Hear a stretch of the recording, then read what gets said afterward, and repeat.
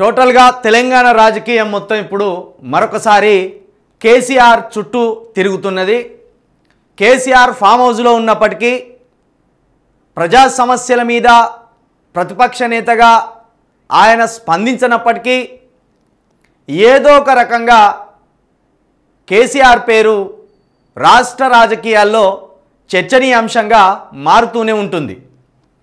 BRS సభ పెట్టి నెల రోజులు కాకముందే 25 సంవత్సరాల బీఆర్ఎస్ పార్టీ చరిత్ర గురించి, ఆ సభకు తరలి వచ్చిన జనాల గురించి, ప్రభుత్వ వైఫల్యాల గురించి ఒక నెల రోజుల పాటు కేసీఆర్ చుట్టూ ఈ చర్చ జరిగింది. ఈలోపు బీఆర్ఎస్ పార్టీ గురించి మళ్ళీ చర్చ లేదేమో అనుకుంటున్న సమయంలో కాళేశ్వరానికి సంబంధించి కేసీఆర్ గారికి నోటీసులు పంపడంతో మళ్ళీ రాజకీయ వేడి మొత్తం ఒక్కసారిగా కేసీఆర్ చుట్టూ తిరుగుతున్నది. కేసీఆర్కి నోటీసులు ఇవ్వడం, ఆ నోటీసుల్ని సుప్రీంకోర్టు తిట్టిపోయడం, పార్టీలో హరీష్ రావు, కవిత, కేటీఆర్ ఈ ముగ్గురు విభాగాలుగా విడిపోయినలనే వార్తలు రావడం, ఇదంతా కూడా బీఆర్ఎస్ పార్టీని ప్రజల్లో మరొకసారి చర్చకు పెట్టినట్టు అయిపోయింది. తెలంగాణ సమస్యలు పక్కకు పోయినాయి, బీసీల సమస్యలు పక్కకు పోయినాయి, ఎస్సీల సమస్యలు పక్కకు పోయినాయి. బహుజన ప్రజలు మాకు అధికారం కావాలని నిరంతరం కొనసాగుతున్న అంశం కూడా ఒక్కసారిగా డైవర్ట్ అయిపోయింది. ఒక్కసారిగా కాళేశ్వరం అనే అంశంతో కేసీఆర్ చుట్టూ మళ్ళీ ఆసక్తికర రాజకీయం నడుస్తున్నది.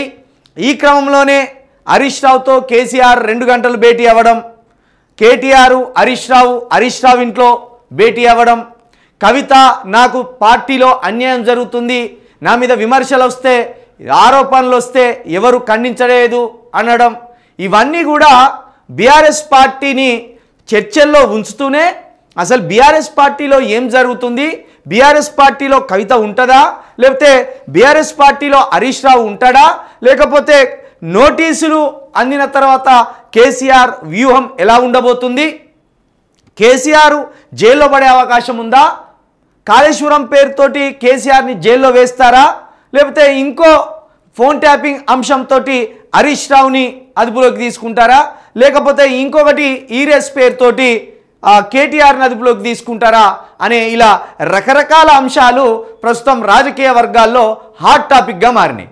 ఈ క్రమంలోనే ప్రస్తుతం ఈ 2-3 రోజులుగా ప్రధాన పత్రికల్లో కూడా ఏ వార్తలు లేవు, ఏ ఇంట్రెస్టింగ్ టాపిక్స్ లేవు, ప్రజా సమస్యలు లేవు, కేవలం కాళేశ్వరం, కేసీఆర్, హరీష్ రావు, కేటీఆర్, ఈ 3 వార్తలే ప్రధానంగా ఉన్నాయి.